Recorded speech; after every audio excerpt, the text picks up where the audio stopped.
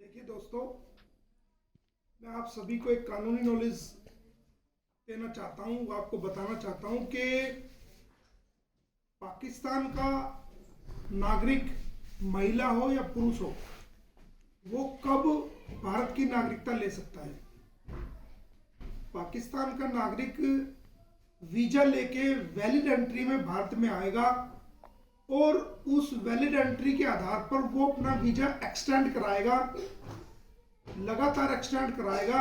1 महीने का है तो 2 महीने का होगा, 6 महीने का होगा, साल का होगा, और उसके बाद 7 साल लगातार भारत में रहना पड़ेगा, तब वो भारतीय नागरिकता के लिए अप्लाई कर सकता है।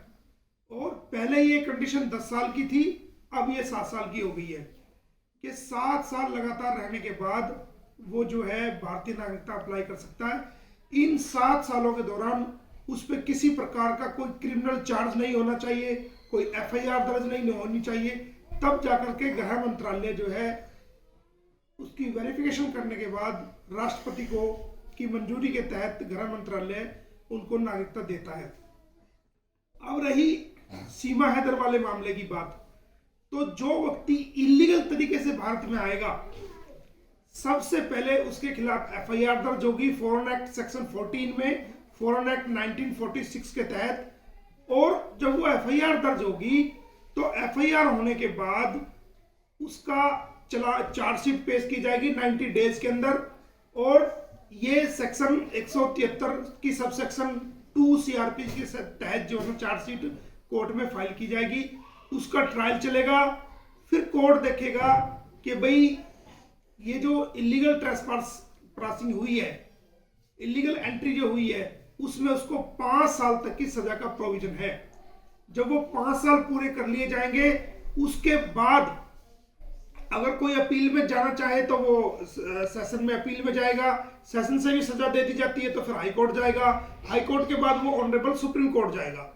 पहले उस एफआईआर का निपटारा होना बड़ा जरूरी है, और जब तक किसी एफआईआर का कोई निपटारा नहीं हो जाता, ट्रायल नहीं होता, कोई किसी को नागरिकता नहीं दी जा सकती। जैसा कि सीमा मामले में जो उनके भैया हैं एपी सिंह जी, वो कह रहे हैं कि मैंने राष्ट्रपति को याचिका भेज दी है नागरिकता की। अरे भाई, पहले टर्म्स एंड कंडीशन तो पढ़ लो कि किसी पाकिस्तानी को टर्म्स एंड कंडीशन क्या है नागरिकता देने के लिए। अगर सीमा हैदर कुंवारी होती तब भी उसको नहीं, और वो आके यहाँ शादी कर लेती, वैलिड तब भी नहीं मिलती। पहले उसको वैलिड आना पड़ेगा और 7 साल तक भारत में कंटिन्यूअस रहना पड़ेगा, उसके बाद उसको नागरिकता मिलेगी। ये जो याचिका दी गई है ये बिल्कुल गलत दी गई है और ये मेंटेनेबल भी नहीं है।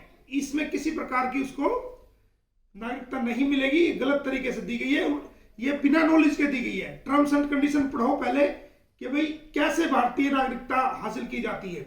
तो लोगों को गुमराह बंद करो करना, पहले आप ट्रायल फेस करो, इसके अंदर क्या होता है उसके बाद फिर आप आगे जाओ। डायरेक्ट आप कोर्ट में ट्रायल फेस नहीं कर रहे हो, आप चार्जशीट फाइल कराने के लिए कोई जो है एप्लीकेशन नहीं लगा रहे हो और सीधे राष्ट्रपति महोदय के जा रहे हो, तो ये कानून से अलग की बातें हैं। Thank you.